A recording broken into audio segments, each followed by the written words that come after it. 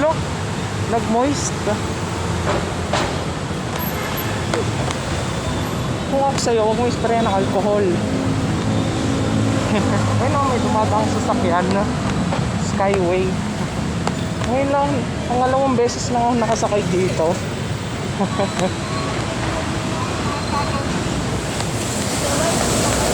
Huwag na kami pasakayin. Huwag na kayo. So, tambay muna tayo sa footbridge. Or no. Dumadang LRT1. Sorry. Ayun na. Tren, may bus na.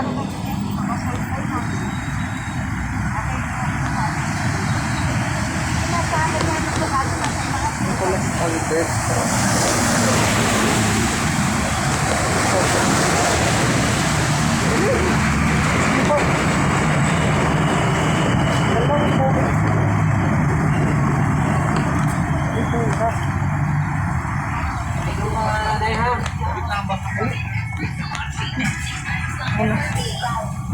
New Lifebuoy antibacterial soap.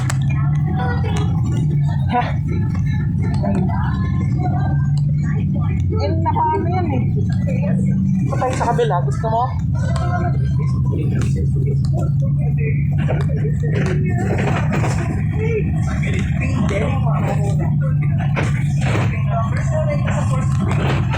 Ay, kasi eh. Dopina. Dopinamic acid is a generic name of Dopina. Para laging good vibes, mag-Dopina.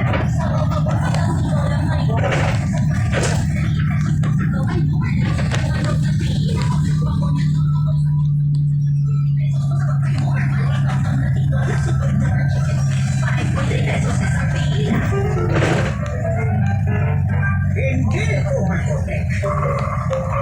Nangangarap kang ma-promote sa trabaho. Pero ang attendance mo, hindi mo ma-perfecto. Hindi ko makonek. Tuwing nagmamaneho, love na. Nakahiga sa kwarto, love na. Kahit nasa trabaho, love na. Pag umito ka, puso, love na. Sa mga problema, walang pinayos ko. Sinisin mo, vibes ka lang. Walang puro love na. Hoy, Jack! Don't do that mo! Love-laban! Lipat tayo sa kabila. Sige na, wag na. Ako nga eh. Tik na, no? Bilis.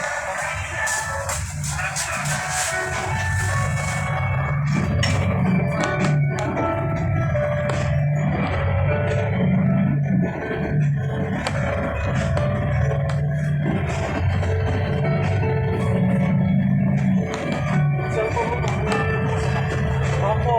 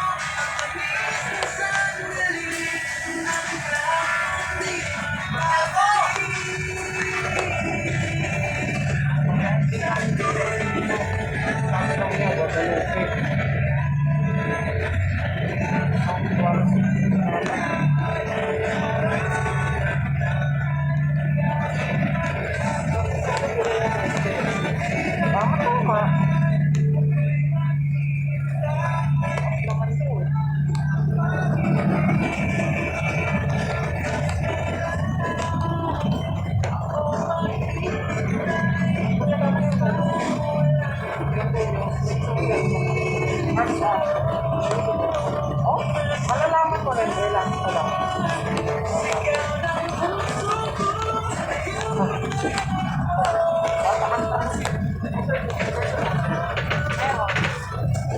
Wala na. Sinakyan natin.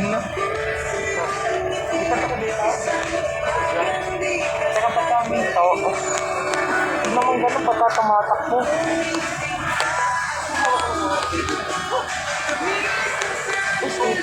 Dali, bilis! Oh.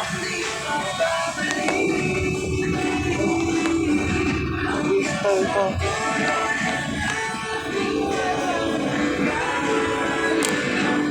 Kaso tayo, ika lang, yung brief ko.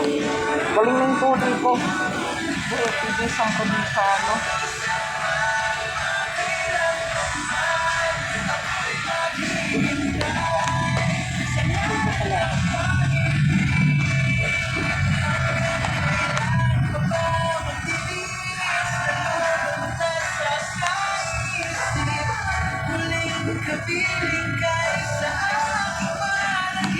Bumalik ulit tayo dito. Muna kami yung bus stop ko.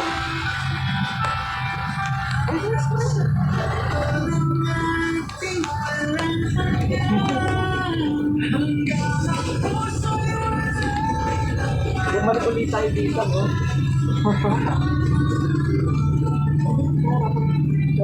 Takoyaki.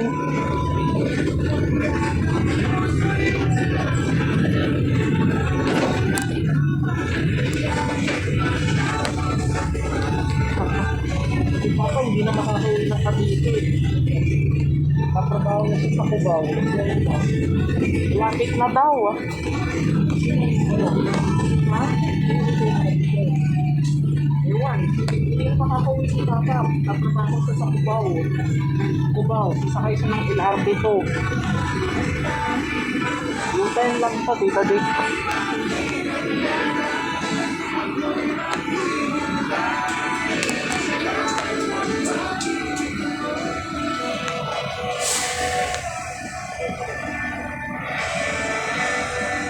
Nakaharang dito.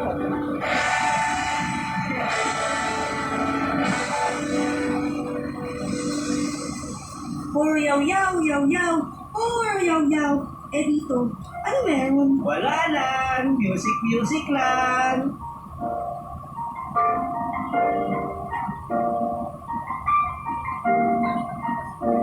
It's been a long day without you, my friend.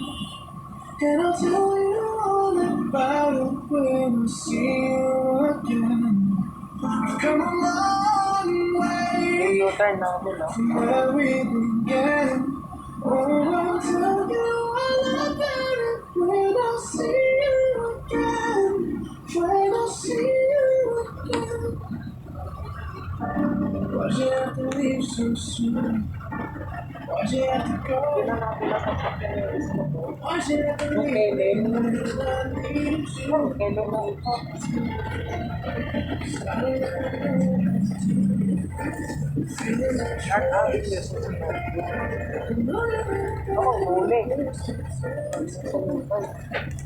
Carry on. Give me all the strength I need to carry on.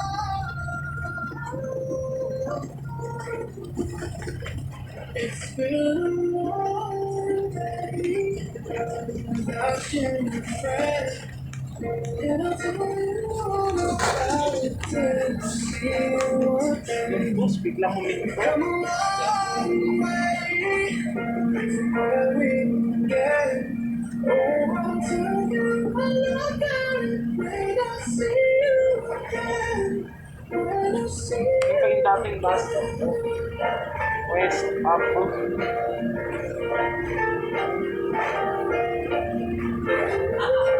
Wala na yung bus stop na ito. Wala na. Tatanggalin na yan. Grabe yung comment station. Ayan, no? Wala na. Gagawin comment station yan. May mga ayan, no? LRT 1 Earth Outlook. Dito, LRT 1 na ginagawa station. Ayan nila sinara yung Roosevelt. Ayan, no? May bagong butas.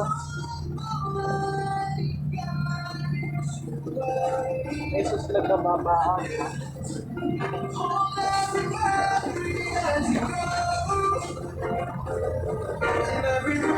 Yan, bukas ng MRT, pero yung MRT 1 sarado.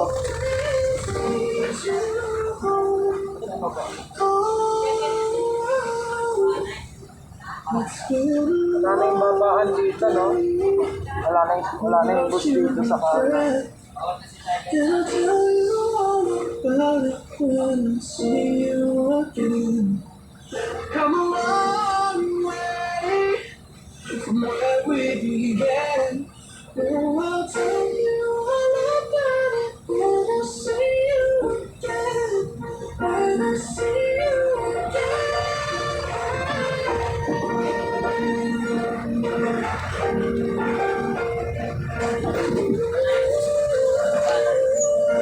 Ayan, ready ka kami kung galing mama.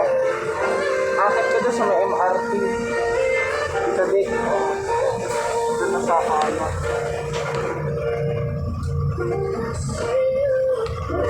Bye-bye. Isang anniversary ko, di siya magkasama mo naman. Yes, transport. Ang pinapaganda ko. Transport.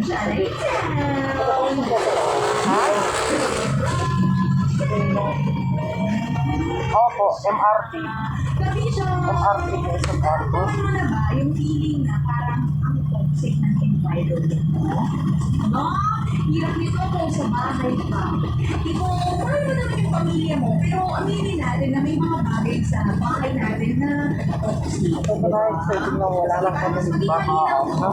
Ibibigay ko sa'yo, Kabisyo, ang unang tatlong senyales Masakit tayo dito eh. ay may toxic na environment. Ayan, kinig ka mabuti. Number 1, pinipigilan ka nila o hindi sila nakasuporta sa mga gusto mo maging. Ayan. Oo. Oo. Hindi ka na kanila suporta na. Naisip mo nila yung mga ginagawa mo. No?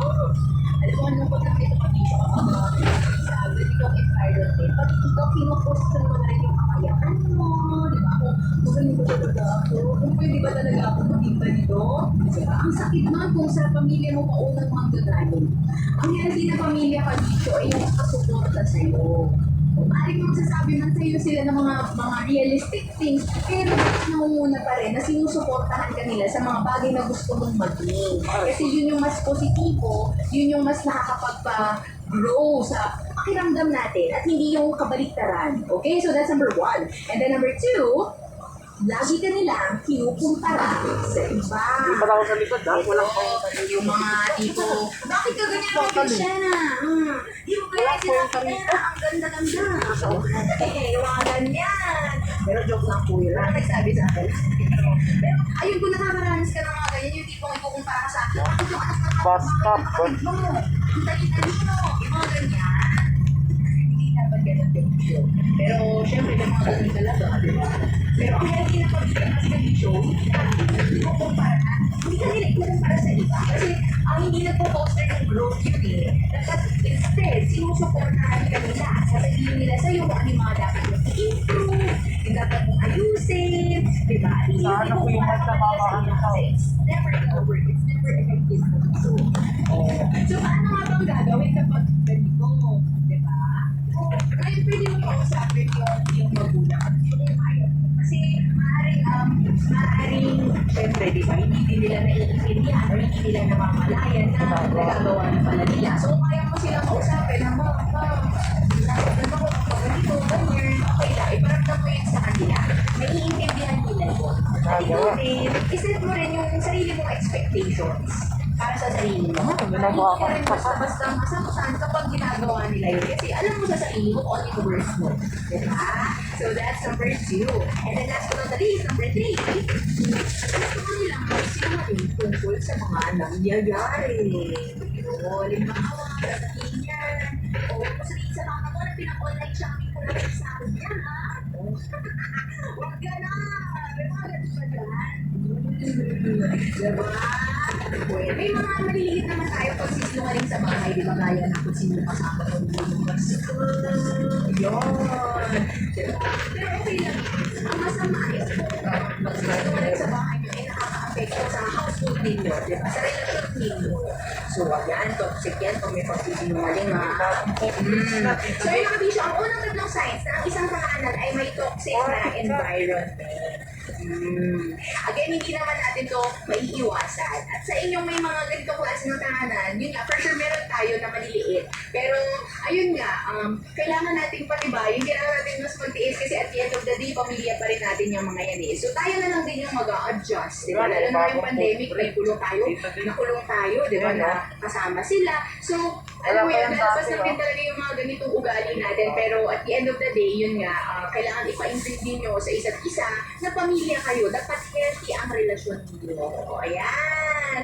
So, kung gusto mo humingi sa akin ng advice na video, ayan, try kong mag-reply sa mga social media accounts, sa aking Facebook, Instagram, Twitter, TikTok. Search mo ako, DJ Robin.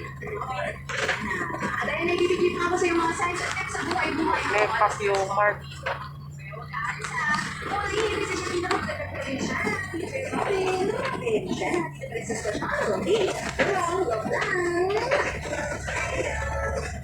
Malapit tayo na ba? Ay, gusto.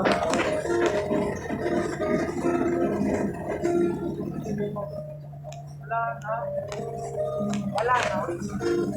Walang pagbuhan. Kung tagal na, isang taon. Hindi. Mahigit isang taon na. Kaya na lang isang March, di ba? Simula nung nagka-dito, wala na. Simulang nagka-COVID. Wala na, no? Sarado yung mga resort, di ba? Naging taxi na lang, no? Ay, tingnan ko sa kabila. Mamaya makikita ko. Ito, ha? Hindi ko alam. Pinarada lang nila yun.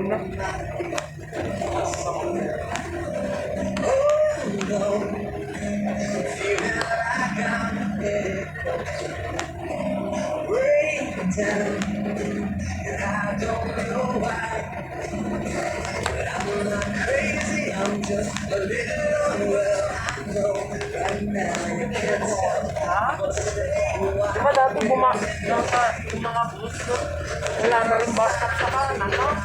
Lahat ng mga bus stop, tinanggal na. Dahil nandito na ngayon. Kapag underpass.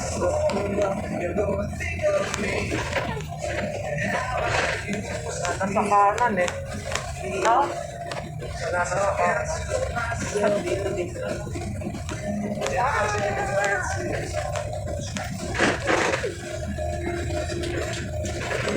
Meron tayo kung pa. Kaya nasa bus stop na tayo.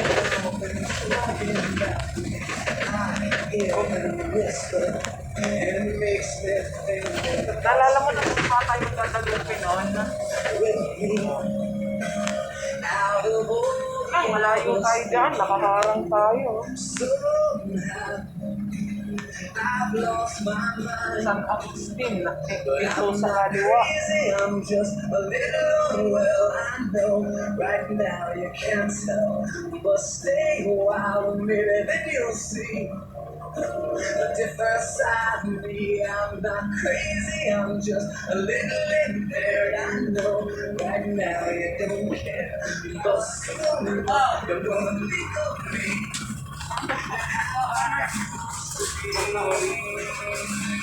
Bakit mo muna kasi yan?